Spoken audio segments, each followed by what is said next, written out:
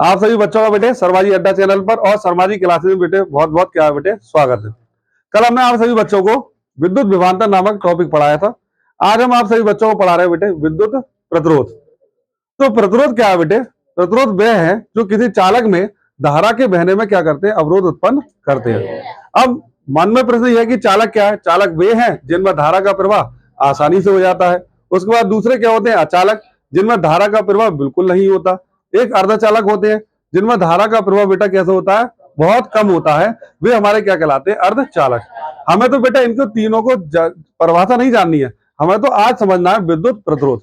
और विद्युत प्रतिरोध की जो परिभाषा है वो ये है, किसी चालक का वह गुण जो विद्युत धारा के प्रवाह का विरोध करता है, चालक का प्रतिरोध अथवा विद्युत प्रतिरोध कहलाता है। अथवा या परिभाषा को आप ऐसे भी कह सकते हो, चालक का ऐसा गुण जिसके कारण वह विद्युत धारा के प्रवाह में बाधा उत्पन्न करता है, विद्युत प्रतिरोध कहलाता है। ठीक है बेटे, तो परिभाषा क्या समझ में आई? हमें यह समझ में आई, किसी चालक का वह गुण जो विद्युत धारा के प्रवाह में क्या करता है? अवरोध उत्पन्न करता है, वो हमारा क्या कहलाता है? विद्युत प्रतिरोध या प्रतिरोध कहलाता है। एक बात हम और आपको समझाएं, प्रतिरोध हर धातुओं के लिए प्रतिरोध का मान क्या होता है बेटे? अलग अलग होता है। क्यों होता है बेटे? क्योंकि हर धातुओं के क्वथनांक भी बेटे क्या होते हैं? अलग अलग होते हैं। ठीक है, अभी हम समझाएंगे आपको अभी, लेकिन आपको पीछे बेटा हमने ओम का नियम पढ़ाया है। ओम का नियम का सूत्र क्या होता है? बी बराबर आई आर। ठीक है, जिसमें आपको पता है बेटे वी क्या होता है? विभवांतर, आई क्या है? विद्युत धारा, और आर क्या है बेटे? प्रतिरोध, है ना। अगर हम यहां से सूत्र निकालें तो आर बराबर क्या बन जाए बेटे? बी बटे आई। ये रहा विद्युत प्रतिरोध का सूत्र। विद्युत प्रतिरोध का क्या है बेटे? सूत्र याद कर लो, आर बराबर कितना हुआ? बी बटे आई। ठीक है बेटे, अब हमें चाहिए प्रतिरोध का मात्रक। क्या चाहिए? प्रतिरोध का मात्रक। तो बी क्या है बेटे? विभवांतर। विभवांतर का मात्रा क्या होता है बेटे? वोल्ट। विभवांतर का मात्रा होता है बेटे वोल्ट, और धारा का मात्रा होता है एम्पियर। तो धारा का जो मात्रा होता है एम्पियर।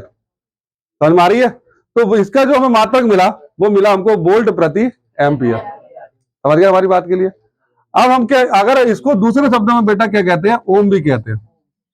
क्या कहते हैं? ओम। विद्युत प्रतिरोध, विद्युत जो परपथ होते हैं उसमें ओम को बेटा हमको इसको इस तरह से नहीं लिखते हैं, इसको प्रतीक के द्वारा लिखते हैं। ग्रीक अक्षर कौन से थे? ओमेगा के द्वारा। ग्रीक अक्षर ओमेगा कैसे होता है? इस तरीके का। तो अगर आप परपथ में जितने भी सवाल हल करेंगे, सवाल देखोगे तो उसमें लिखा होगा एक परपथ में जो प्रतिरोध कितने का लगा हुआ है? 10 ओम का।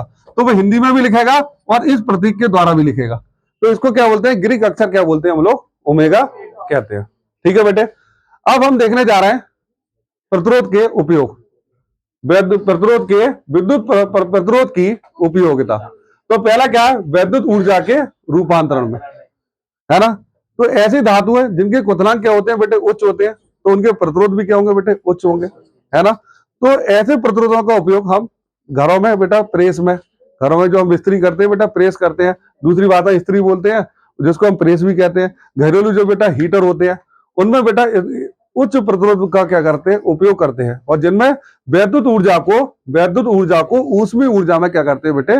परिवर्तित करते हैं। देखो जरा ध्यान से, विद्युत धारा से चलने वाले उपकरण जैसे ऊष्मक, क्या हीटर, कौमा इस्त्री आदि में विद्युत ऊर्जा को ऊष्मीय ऊर्जा में परिवर्तित किया जाता है, जैसे विद्युत बल्ब में प्रतिरोध की सहायता से, विद्युत ऊर्जा का रूपांतरण क्या में करते हैं हम लोग? प्रकाश ऊर्जा में किया जाता है। दूसरा हमारा हेडिंग क्या है बेटा? धारा के नियंत्रण में, है ना। तो घरेलू जो हमारे उपकरण होते हैं, छोटे छोटे उपकरण होते हैं, विद्युत धारा का मान क्या होता है बेटे? ज्यादा होता है। तो अगर विद्युत धारा का मान उन उपकरणों में ज्यादा पहुंच गया तो वे उपकरण क्या हो जाएंगे बेटे? खराब हो जाएंगे।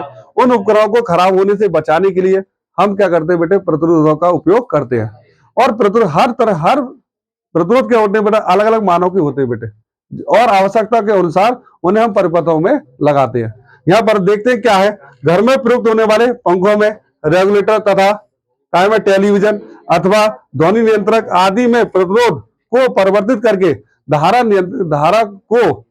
नियंत्रित की जाती है। ठीक है बेटे, और एक बात और हमेशा याद रखो बेटे, हर धातु के लिए प्रतिरोध का मान बेटे क्या होता है? अलग अलग होता है। अगर आप सभी बच्चों को हमारी क्लास पसंद आती है तो वीडियो को लाइक करें, चैनल को सब्सक्राइब करें, जय हिंद, जय भारत। अब सही है।